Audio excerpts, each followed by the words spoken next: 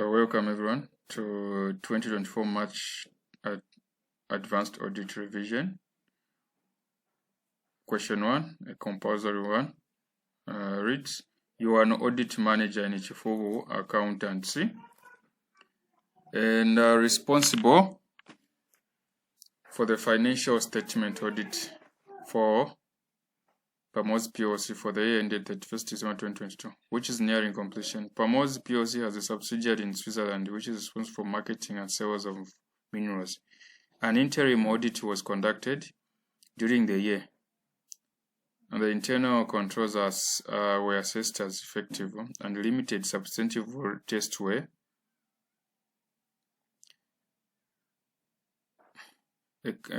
planned. This meant that the financial statement audit will be completed 2 weeks ahead of schedule.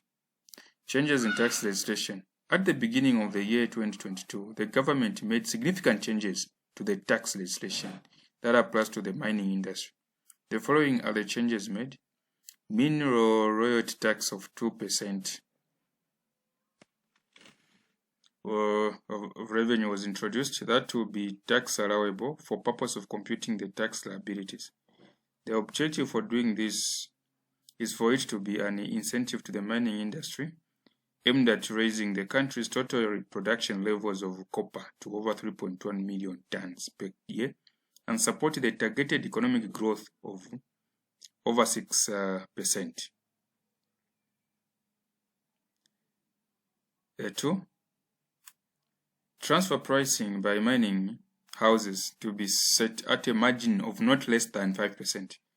The new regulation is meant to stop mining companies understating their revenue through low transfer prices and so pay less tax to the government.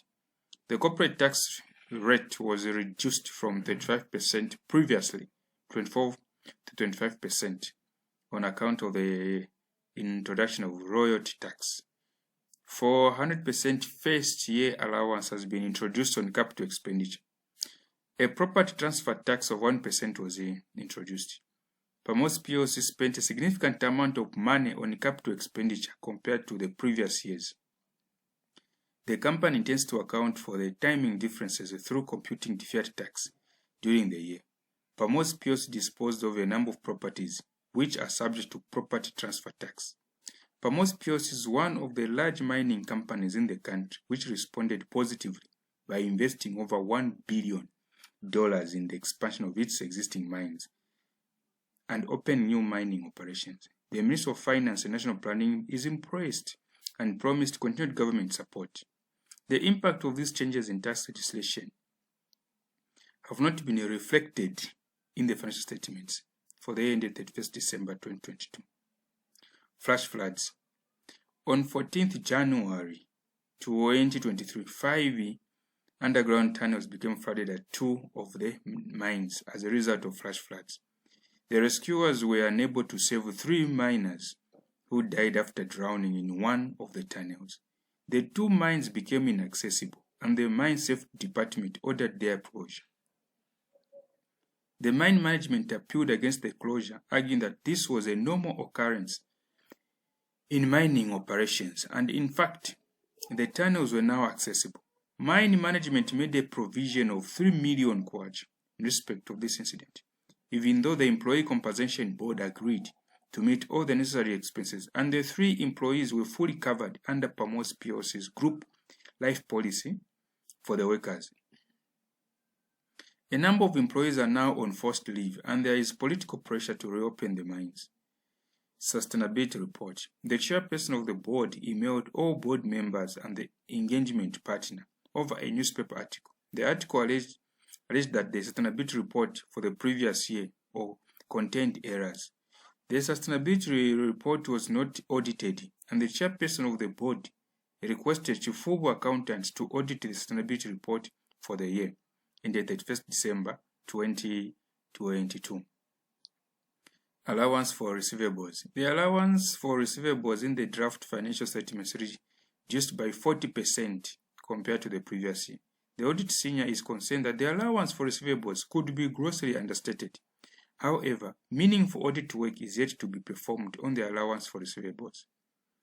Mitengo Mining Limited. Chifubu accountants have been approached by Mitengo Mining Limited, a direct competitor to Pamos POs, to accept appointment as external statutory auditors for the company. The managing partner would like to carry out a customer due diligence required. Using the information on Mitengo Mining Limited, explain the importance of customer due diligence, CDD information, giving 4 examples of such information. So this question was allocated 4 marks. So we are required to explain the importance of customer due diligence. Why do you need to carry out a customer due diligence? What information is needed and why is it important? We also need to give 4 examples of such information. Okay.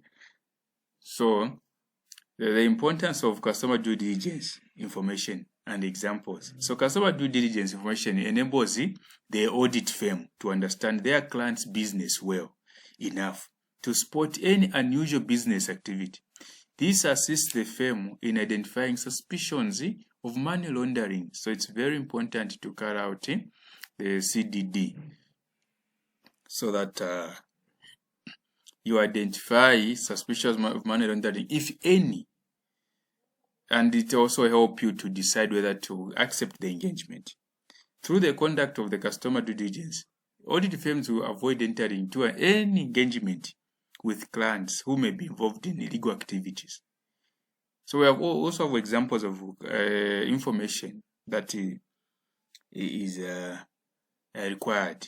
You need to have information on who the client is. Okay, it's very important. Who controls the client?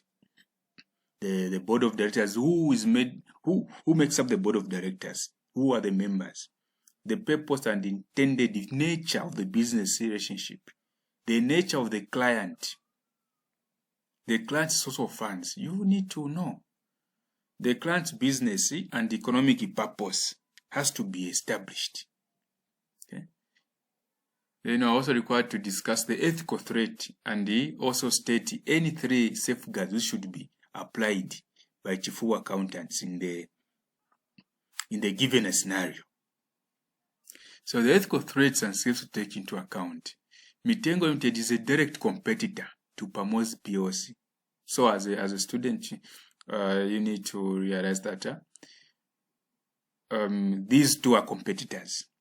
So if we become the audit firm for both, what are the ethical threats that stand in our way, and how do we safeguard against such? And as such, the appointment of chief of accountants could result in a significant conflict of interest. The self-interest threat could pose a serious threat to objectivity. Okay, so your independence might be compromised, might be at risk. Confidentiality might be at risk because you have access to the information of the clients, of the 2 competitors, and the professional behavior is also at risk if you are not careful. So examples of safeguards which could be applied include disclosure of the nature of the conflict of interest and related safeguards to clients affected. We need to obtain their consent to Chifubu accountants. Okay? So we need to obtain their consent. Okay? Then mechanisms to prevent unauthorized disclosure of confidential information, such as separate engagement teams, might help. Creating separate areas of practice for specialty functions within the firm can also assist. We also need to think of establishing policies and procedures to limit access to client files so that confidentiality is not at risk. 3, we need to review safeguards by a review of safeguards by a senior individual not involved with the engagement has to be considered. The external review by a professional accountant is also important. Furthermore, we need to consult with third parties such as professional bodies and legal fraternity. Okay.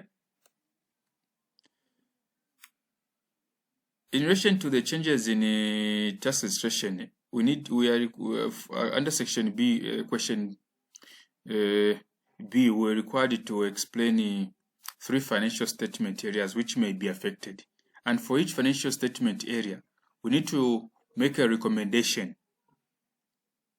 on the audit procedure. Okay? And, so this question was allocated 9 marks. Provided answer under B was the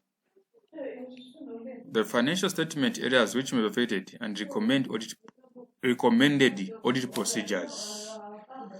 Financial statement areas include 1. Revenue. Use of new transfer pricing regulations, given that Pamos PLC has a subsidiary in Switzerland which is responsible for marketing and sales of minerals.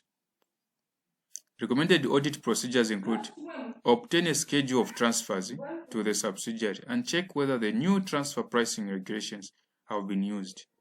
Recalculate transfer figures for a sample of transfers.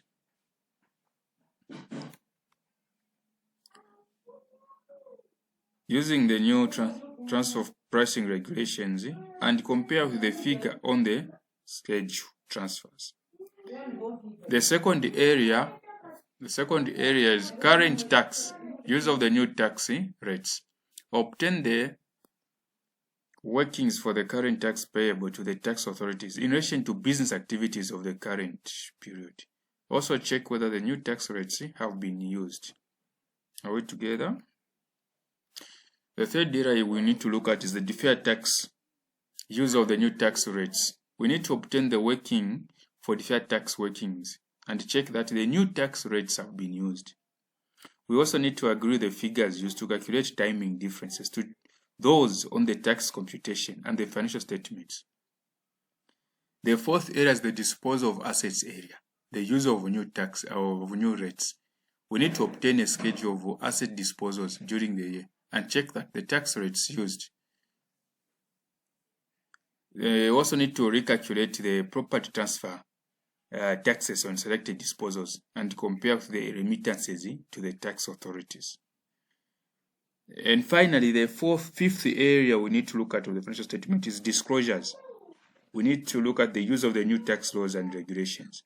And the applicable audit procedures include the review contents of the disclosure notes to ensure they reflect the new tax laws and the regulations. We also need to ensure the disclosures are in accordance with IAS 12 income taxes.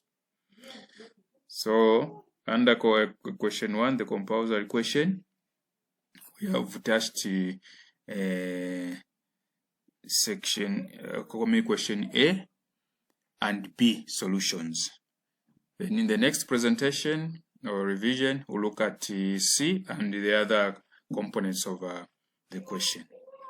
In case of any queries, do not hesitate to engage me.